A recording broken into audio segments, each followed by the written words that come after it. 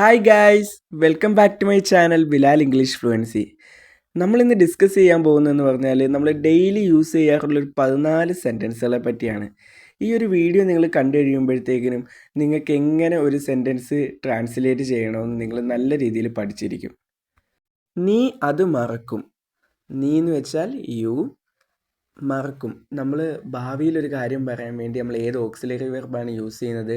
Will ആണ് നമ്മൾ ഭാവിയിലൊരു കാര്യം പറയാൻ വേണ്ടി യൂസ് ചെയ്യുന്നത്. അപ്പം നീ അത് മറക്കും. You will forget it. നീ അത് മറക്കും. എനിക്ക് പോകണം. എനിക്ക് പോകണം എന്ന് നമ്മളെങ്ങനെ ഇംഗ്ലീഷിൽ പറയുന്നത്? I have to go. എനിക്ക് അവിടെ പോകണം എന്നെങ്ങനെ പറയുന്നത്? I have to go there. അവൾ ആരാണ്? അതെങ്ങനെ നമുക്ക് ഇംഗ്ലീഷിൽ ചോദിക്കാം? Who is she. അപ്പോൾ അവൻ ആരാണെന്ന് എങ്ങനെ ചോദിക്കും? Who is he. മനസ്സിലാക്കാൻ ശ്രമിക്കൂ. ഇപ്പോൾ എന്തെങ്കിലുമൊക്കെ സിറ്റുവേഷൻ ഉണ്ടാകുമ്പോൾ നമ്മൾ എതിരെ നിൽക്കുന്ന ആളോട് പറയത്തില്ലേ, എന്നെ ഒന്ന് മനസ്സിലാക്കാൻ ശ്രമിക്കുക. അത് നമുക്ക് എങ്ങനെ ഇംഗ്ലീഷിൽ പറയാം? Try to understand my situation. എൻ്റെ സാഹചര്യം ഒന്ന് മനസ്സിലാക്കാൻ ശ്രമിക്കുക. വീണ്ടും വരൂ. വീണ്ടും വരൂ. അതെങ്ങനെ നമുക്ക് ഇംഗ്ലീഷിൽ പറയാം? Come again. ഈ പഞ്ചായത്തുകളുടെയൊക്കെ അതിർത്തി കഴിയാൻ നേരം ഇങ്ങനെ ബോർഡിൽ എഴുതി വെച്ചേക്കുന്നത് കണ്ടിട്ടില്ലേ? Come again. ഞാൻ നിങ്ങളോടൊപ്പമുണ്ട്. നമ്മുടെ ഈ ചില കൂട്ടുകാരൊക്കെ ബ്രേക്കപ്പ് ഒക്കെ കഴിഞ്ഞ് നല്ല മെൻ്റൽ ഹെൽത്തൊക്കെ നല്ല വീക്കായിരിക്കുമ്പോൾ നമ്മൾ പറയത്തില്ലേ, എടാ നീ എന്തിനാ വിഷമിക്കുന്നത്, ഞാൻ നിൻ്റെ കൂടെ. അതെങ്ങനെ നമുക്ക് ഇംഗ്ലീഷിൽ പറയാം? I am with you. I am with you. എന്നെ അറിയിക്കുക. എന്നെ അറിയിക്കുക എന്ന് നമ്മളെങ്ങനെ ഇംഗ്ലീഷിൽ പറയുക? Let me know. ഇപ്പം എടാ നിനക്ക് എന്തെങ്കിലും പ്രശ്നമുണ്ടെങ്കിൽ എന്നെ അറിയിക്കണം കേട്ടോ. അതെങ്ങനെ ഇംഗ്ലീഷിൽ പറയുക? Whether you have any problem let me know. നീ പോകുന്നുണ്ടോ? നീ പോകുന്നുണ്ടോ എന്ന് നമ്മളിങ്ങനെ ചോദിക്കാറില്ല. അതെങ്ങനെ നമുക്ക് ഇംഗ്ലീഷിൽ ചോദിക്കുന്നത്? Are you going? നീ പോകുന്നുണ്ടോ?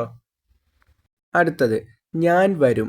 ഞാൻ വരും എന്ന് നമ്മൾ ഇംഗ്ലീഷിൽ പറയുന്നത് ഐ വിൽ കം എന്നാണ്. അപ്പം ചില കൂട്ടുകാരൊക്കെ വിളിക്കാൻ നേരം നമ്മൾ പറയത്തില്ല, ഡാ കഴിഞ്ഞാൽ അങ്ങോട്ട് വരാം. അതെങ്ങനെ ഇംഗ്ലീഷിൽ പറയുക? After some time I will come. നീ അത് കേട്ടോ? നീ അത് കേട്ടോ എന്ന് നമ്മളെങ്ങനെ ഇംഗ്ലീഷിൽ ചോദിക്കുക? Did you here that. കാര്യം കേട്ടോ, അത് കഴിഞ്ഞു പോയ കാര്യം, അതുകൊണ്ടാണ് ഡിഡ് അവിടെ ആദ്യം വന്നത്.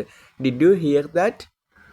അടുത്തത് ഇത് വളരെ രസകരമാണ്. നമ്മൾ ചില മൂവികളൊക്കെ കണ്ടിട്ട് പറയത്തില്ലേ, ഈ പടം ഭയങ്കര രസമാണ്. അതൊക്കെ നമുക്ക് എങ്ങനെ ഇംഗ്ലീഷിൽ പറയാം? ഇത് വളരെ രസകരമാണെന്ന് ഇംഗ്ലീഷിൽ പറയുന്നത് ദിസ് ഈസ് സോ ഇൻട്രസ്റ്റിംഗ്. അപ്പം ഒരു മൂവി എങ്ങനെ ഇൻട്രസ്റ്റഡ് ആണെന്ന് പറയുന്നത്? This movie is so interesting.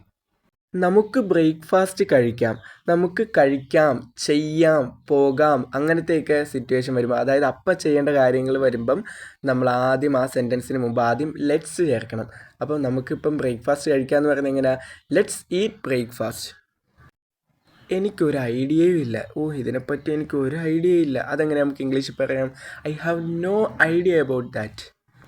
ചില കൂട്ടുകാരൊക്കെ നമ്മളെ കോൾ ചെയ്തിട്ട് ചോദിക്കത്തില്ലേ, എടാ നീ ഇപ്പോൾ എവിടാ? അപ്പോൾ നമ്മൾ പറയും ഞാൻ വീട്ടിലാണ്. അപ്പോൾ അതെങ്ങനെ നമുക്ക് ഇംഗ്ലീഷിൽ പറയാം? I am at home. I am at home. ഇതൊക്കെയാണ് നമ്മൾ ഡെയിലി ലൈഫിൽ കൂടുതലും യൂസ് ചെയ്യാറുള്ള സെൻറ്റൻസുകൾ.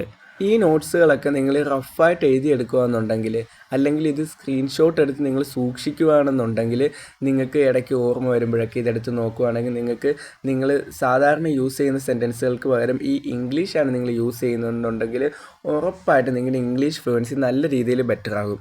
ഇതുപോലത്തെ സെൻറ്റൻസുകൾ നിങ്ങൾ കമൻറ്റ് ചെയ്യൂ.